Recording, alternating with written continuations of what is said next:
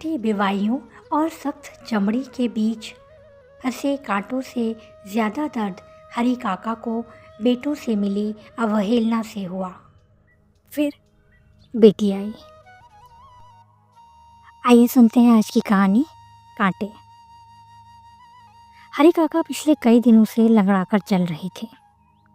कुछ दिन पहले उनके पाँवों में कांटे पड़ गए। घर वालों को बताया पर किसी ने निकालने की कोशिश नहीं की। कई बार उन्होंने खुद कोशिश की पर कांपते हाथ और कमज़ोर आंखें साथ नहीं दे पाईं। घर में बहुओं को बताया किंतु उन्होंने नाक मुंह सिकोड़ ली।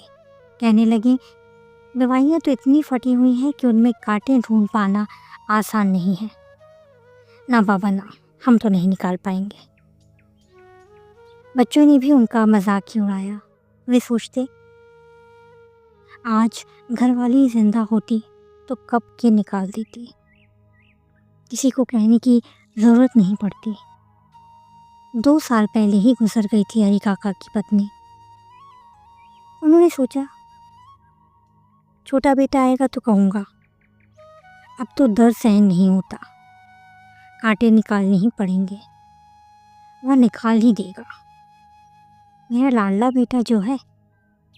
दोनों बड़े बेटों को कहकर देख लिया और वे पाँव देखकर कहने लगे कि इन पाँवों से कांटे निकाल पाना मुश्किल है।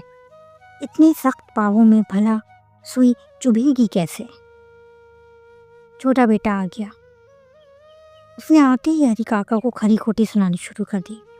कहने लगा, पहले ध्यान नहीं रख सकते थे? बाहर निकलते समय जूते पहनने चाहिए। तुम्हें पता तो है कि नंगे पाँव कांटे चुभेंगे। अब यहाँ कौन निकम्मा बैठा है। सुनकर हरी काका की आंखों में आंसू आ गए। मत रो बापू, मैं आई हूँ तुम्हारी बेटी। इधर लाओ तुम्हारे पाँव, सारे कांटे निकाल देती हूँ। अपने बापू के पाँवों के कांटे नहीं निकाल सकते हैं तो हम उनकी कैसी संतानें हैं। उन्हें अपने बापू कहने का कोई हक नहीं है। कहकर अपने बापू को गले से लगा लिया। उसने अपने बापू के पाँव अच्छी तरह धोए, उन पर तेल मालिश कर खाल नर्म की और सुई से दोनों पाँव के सारे कांटे निकाल बाहर किए। हरी काका अपनी आंखों से बह रहे आंसुओं को रोक नहीं पा रहे थे। हरी काका को आज कितने ही दिनों बाद दर्द से राहत मिली।